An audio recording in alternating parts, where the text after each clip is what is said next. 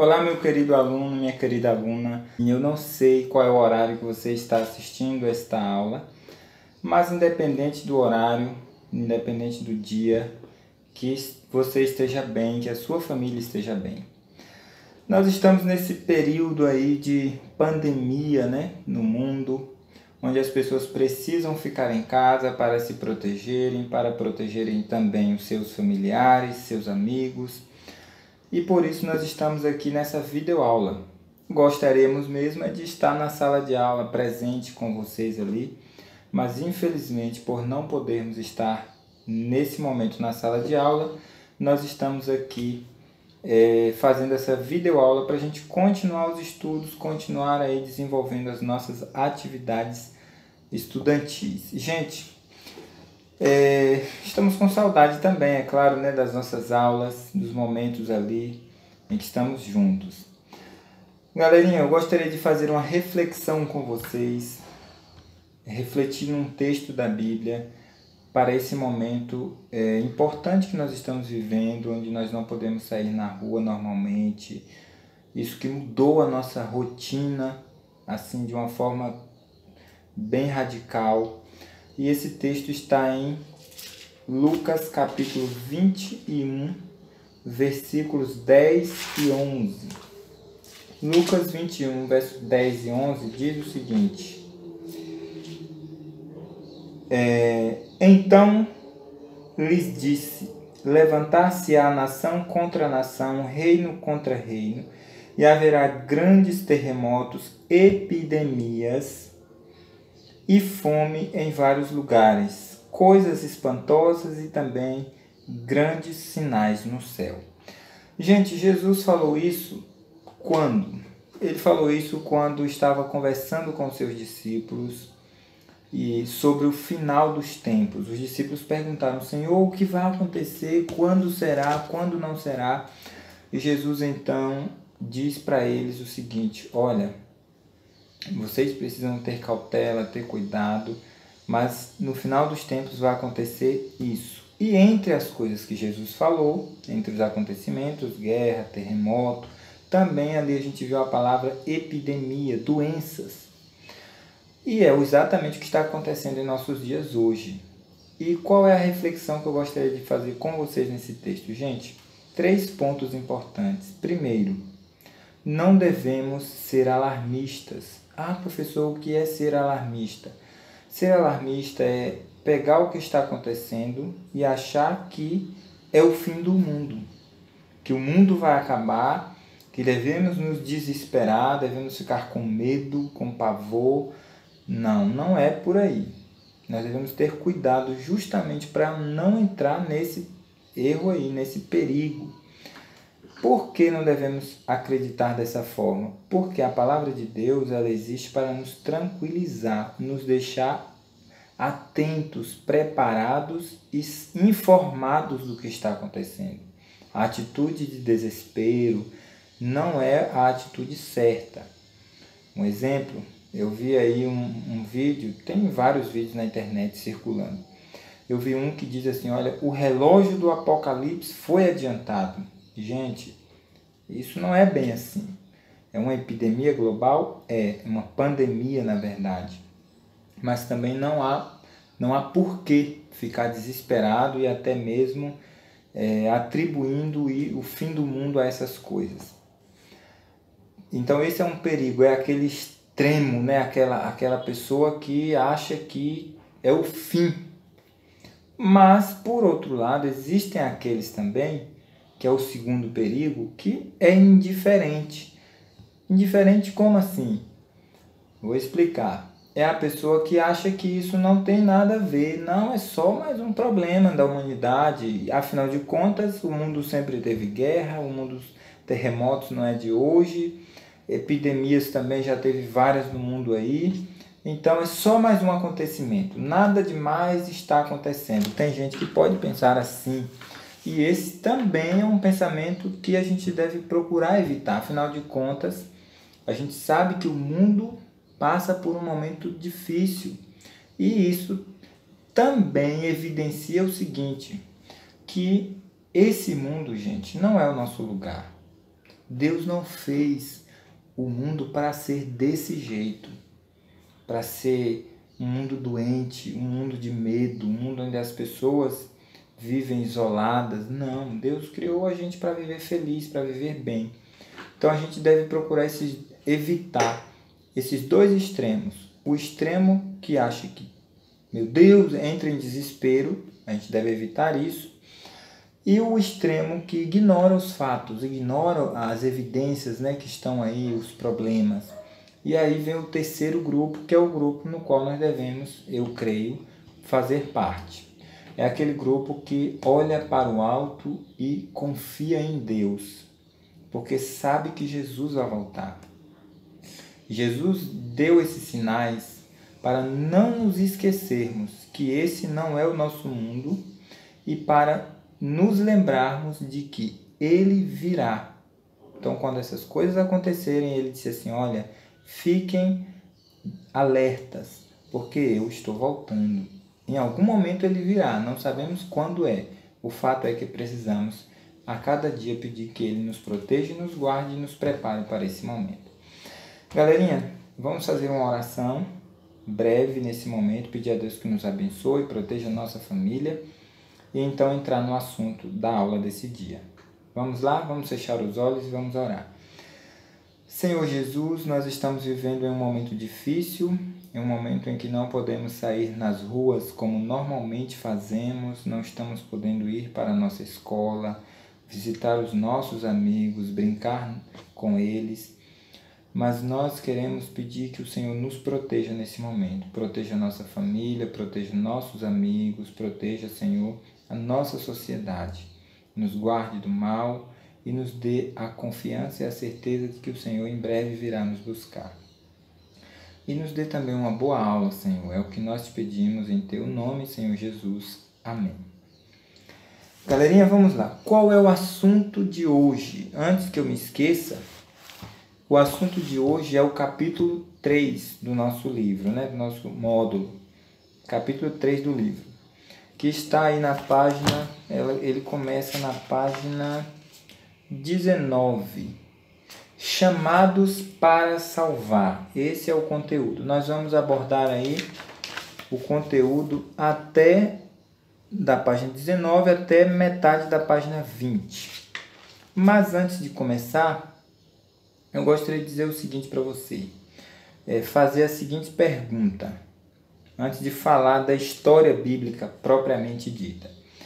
Se você soubesse que o mundo vai acabar, e você tivesse essa informação, olha, o mundo vai acabar, mas existe um lugar no planeta onde você pode se salvar, onde você pode se proteger. Se você for para esse lugar, você estará salvo, você não vai morrer com o resto do mundo.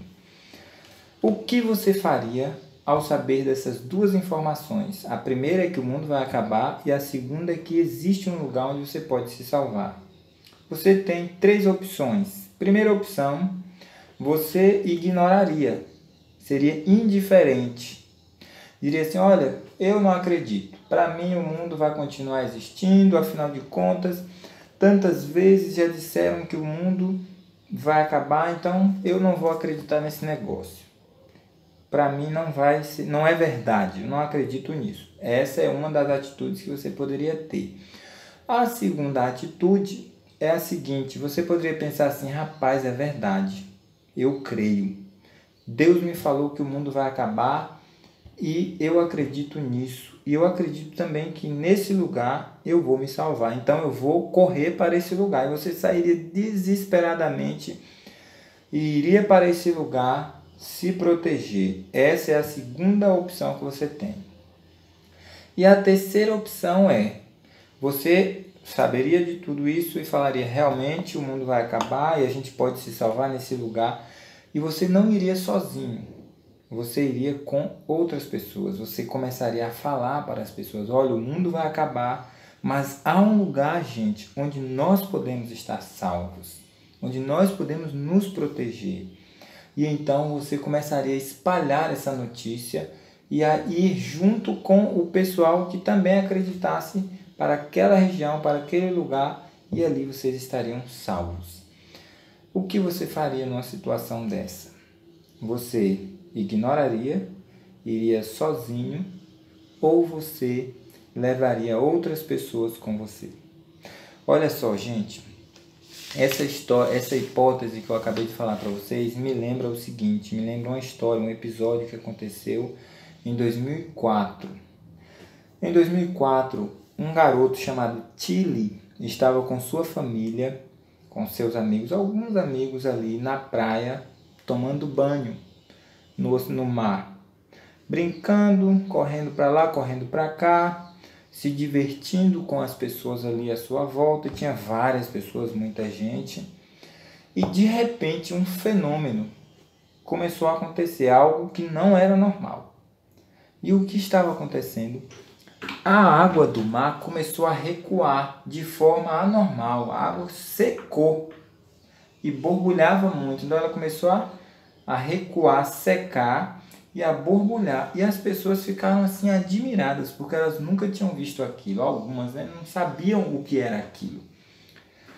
Mas Tilly lembrou-se de uma coisa, ele tinha apenas 10 anos, como eu disse, e ele disse assim: rapaz, eu já sei o que está acontecendo. Ele lembrou da explicação da professora de geografia, que disse outro dia na aula que quando a água recua demais, assim, de forma anormal, é porque lá no oceano, onde as pessoas não conseguem ainda visualizar, está se formando uma onda gigantesca que está vindo para a praia, e por isso ela está puxando toda a água. E claro, eu estou falando de quê? De quê? Exatamente. Se você falou de um tsunami, acertou. E o que Tilly fez? Tilly podia fazer igualzinho. Ele tinha as 3 opções que eu dei para você. Ele podia ignorar, falar que nada, a professora falou, mas eu não acredito nisso não. Ele poderia ter dito isso e ficado ali mesmo. Ele poderia ter dito assim: rapaz, eu vou correr, e correr se fosse embora, sem falar com ninguém. Ele poderia fazer isso. Mas ele também poderia começar a avisar as pessoas: gente, isso é um tsunami que está vindo aí, precisamos sair daqui agora.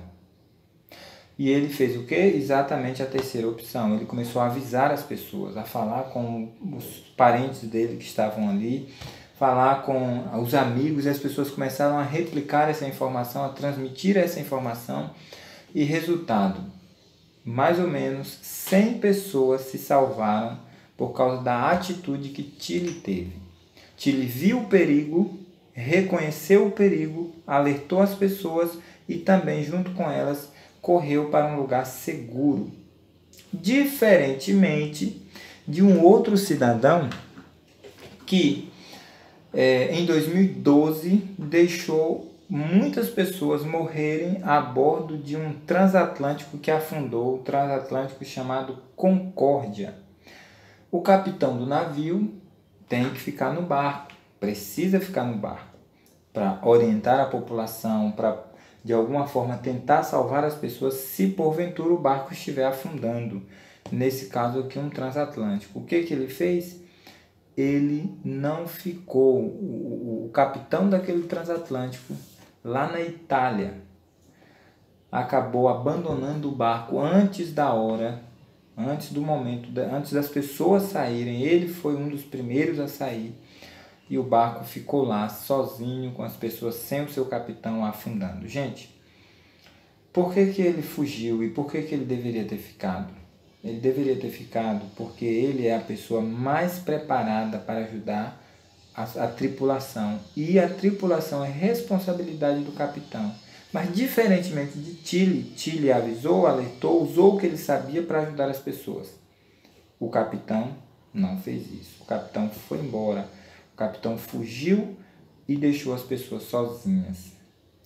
Bom, isso tudo é para introduzir o seguinte assunto, o que eu já falei lá, né? Chamados para salvar, e que traz para a gente refletir sobre a nossa responsabilidade também com as pessoas que estão ao nosso redor, a história do dilúvio.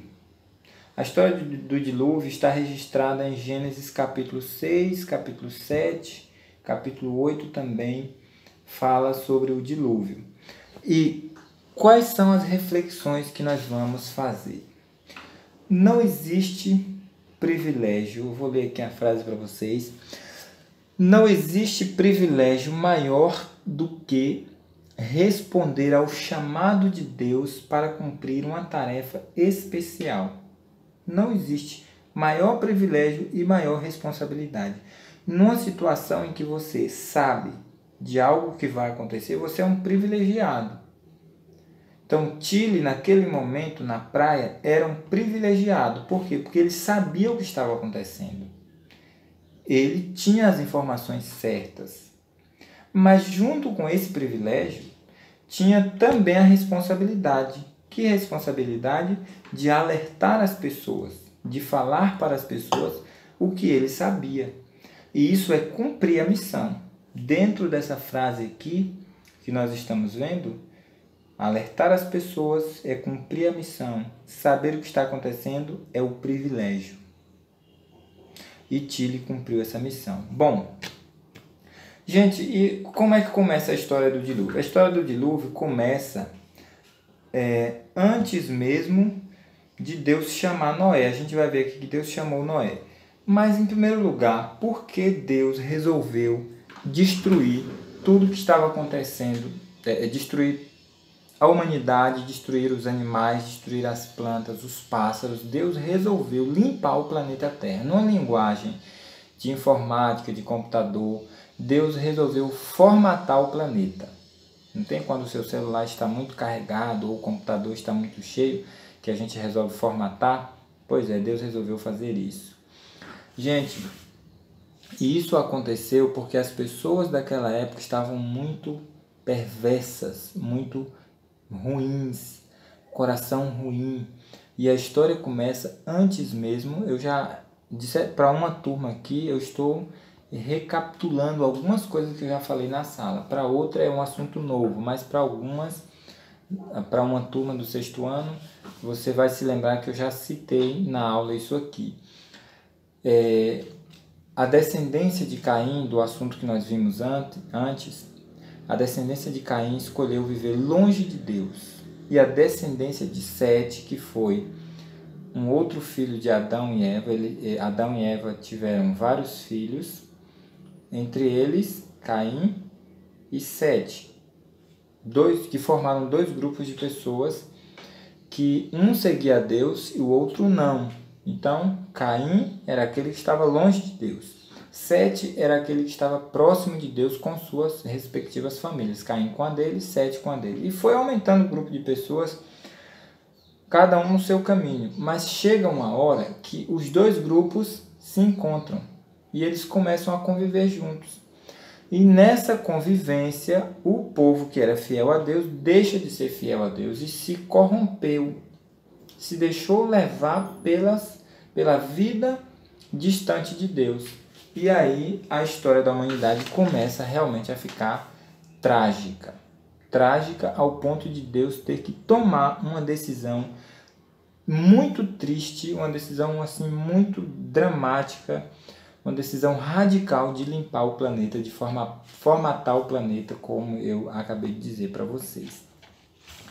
Mas Deus resolveu fazer isso por 4 motivos principalmente. Primeiro, aqui diz assim, olha gente, que foi uma decisão radical que Deus teve que fazer, teve que tomar. Primeiro, o coração das pessoas, ele estava cheio de pecado. As pessoas tinham prazer no que é errado, prazer em desagradar a Deus, prazer em fazer o mal aos outros. Eles tinham prazer em pecar, prazer no que era ruim. Então o coração deles estava cheio de maldade. Em segundo lugar, eles não respeitavam ninguém. Eles perderam respeito por eles mesmos, perderam respeito pelos outros, não respeitavam os pais, não respeitavam a mãe, não respeitavam os irmãos, não respeitavam o vizinho, não respeitavam o professor, se naquela época tinha professor, não respeitava mais ninguém, autoridade nenhuma, as pessoas não tinham respeito pelo outro. Também não tinham respeito pela natureza, Porque a natureza precisa de cuidado. Os animais foram feitos para serem cuidados por nós. Não podemos sair por aí maltratando os animais, causando dor e sofrimento a eles. Mas os antediluvianos, isso era prazeroso para eles. Eles não estavam nem aí e faziam mesmo com prazer a maldade. Não respeitavam a natureza de forma geral. Nós sabemos que Deus criou o homem e colocou em um jardim para cuidar do jardim, não para destruir o jardim. Mas nesse período o ser humano estava destruindo a natureza. Terceiro lugar, o ser humano passou a adorar a natureza no lugar de Deus. Deus é que deveria ser adorado e deve, né? Até hoje. Mas o que o ser humano fez? Tirou Deus e passou a adorar a natureza. E com isso, perverteu-se o seu caminho, se perdeu, idolatrou várias situações tristes, né, que eles faziam. E até a eles mesmos, eles acabaram fazendo maldades consigo mesmos, idolatrando. E a quarta coisa é o seguinte, o quarto motivo é que as pessoas se haviam desviado completamente, ou seja, as pessoas não tinham mais nenhum interesse no plano de Deus. O plano de Deus ficou de lado.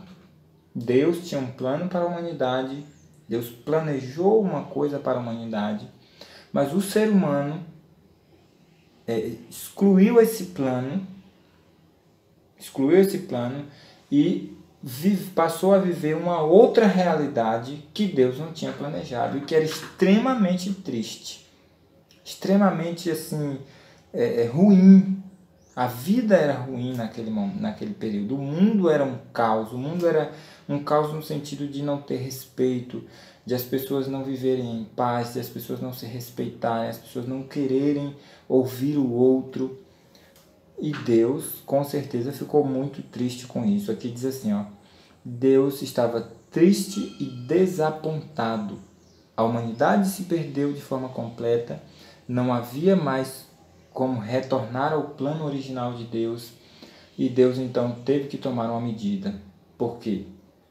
Senão ia perpetuar aquelas pessoas ruins, maldosas, trazendo maldade para o mundo e perpetuando isso através das gerações, através dos filhos. E Deus resolve tomar essa medida drástica.